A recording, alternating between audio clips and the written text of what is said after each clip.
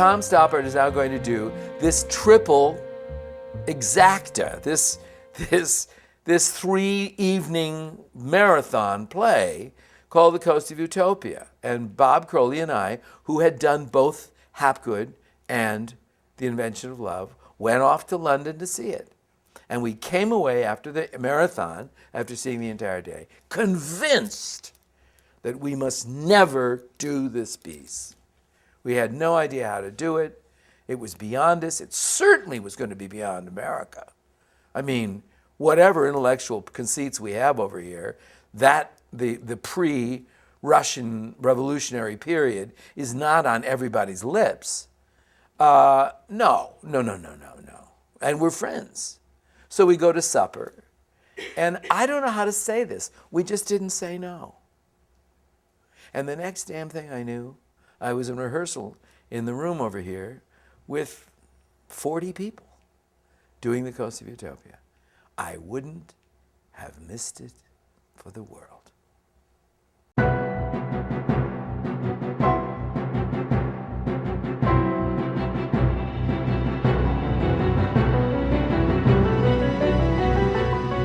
Tom didn't write a trilogy.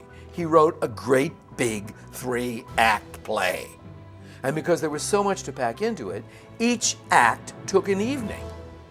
But if you saw it, if you pull the camera back and say, this isn't an endless trilogy, this is a huge idea, then my job as a director is to give you as an audience enough information, even intuitive enough information, to keep you excited. And I thought, what if I started with a moment in Herzen's life where he was dreaming? And there is such a moment in the third play where he is older and drops off to sleep and then wakes up again. And I thought, what if that was just a reflection of what he was dreaming? And so we came up with this dreamscape, which was, and I just said this to the designers one day. I said, Alexander Herzen is in a chair in the air, and he's circling around. And what you see is a gigantic ocean of silk. And he comes around, he's holding the glove, the only relic of his drowned child that they had. And that glove exists. It's in a glass case in Russia. They have that glove. And he goes around and around in his dream, and he disappears into the water because it would be a dream about drowning. But then birth is all about water too. So it was a great recipe. Also, The Coast of Utopia makes you think there must be water somewhere, even though we can't see it. Goes under the water disappears, and you're in the first play. Then in the second play, you start again, and he's in the same place, and he disappears, but it's a different landscape. And in the third one, he comes down, and he's there in the chair. So we do the first play, right? We do Voyage. And we do this astonishing opening. And everybody's like saying, oh my God, you should see this opening. And one night, a fascinating preview, the chair didn't go down. So we had to get poor Brian Milburn off the chair, explain to the audience we had to start again, and we did it again. They loved it because they wanted to see that damn thing happen again. They just loved it. So we do the whole thing, right? We get ready to tech the second play. And we're sitting in the thing, and the house goes to half, and we're in the first thing, and there's Brian in the chair. And Tom leans over to me and he says, are you doing that again? And I said, Tom, I'm doing it 3 times. I'm doing it for each play. He had no idea what I was doing. None. And God love him, he didn't say no.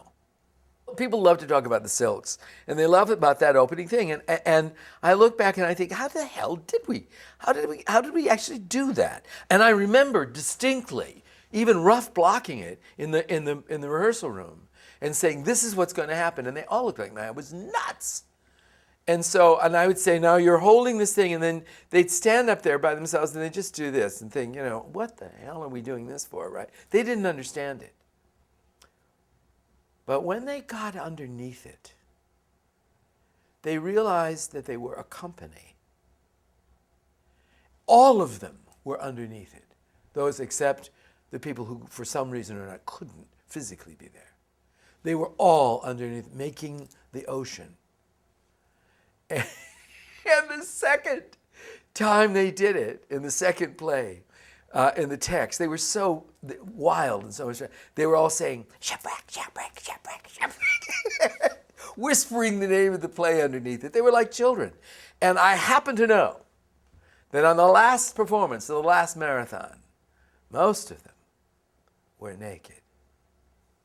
When I look back on the Coast of Utopia, I have to be careful because I don't remember much about it. It was, I mean that in all honesty, it was a channel swim. I greased up, I got into the water, and I just kept swimming. On the opening night of Voyage, I was in the office upstairs studying Shipwreck. On the opening night of Shipwreck, I was in the office upstairs studying Salvage. I just didn't stop. It was so big that when we started conceiving it, I said to the designers, to Scott Pask and Bob Crowley, my two principal scenic designers, I said, you know what? I think we have to look at each scene and say, what do I need? Let's not do anything else. Let's just say, here's the first scene. Let's see, what do I have to have in order to do this scene? I have to have a table, 8 chairs, and a hammock. Okay, let's do the second scene. And we began to assemble a sort of world of what you had to have, no more, no less. And around that, assuming that we didn't want to have it so expensive with things gliding, platforms gliding on and off, I said, well, we're just going to have to move all this. I'm going to have to hire 4 or 6 big guys who are just going to, like serfs. Oh, what a great idea, right? And then there was this idea of slavery, which of course that serfdom was, which resonates in America in a way that it doesn't in England.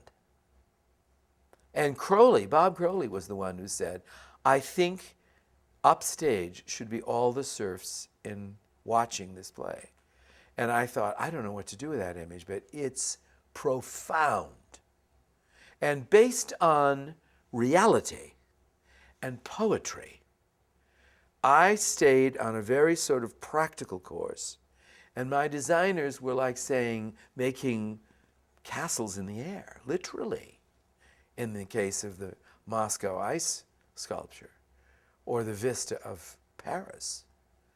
And we made this extraordinary discovery because we knew that we had to separate it, the depth of the Beaumont, with these scrims.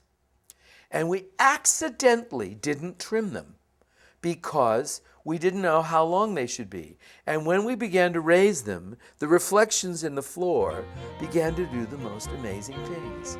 Sometimes it's your idea, and sometimes God is just with you.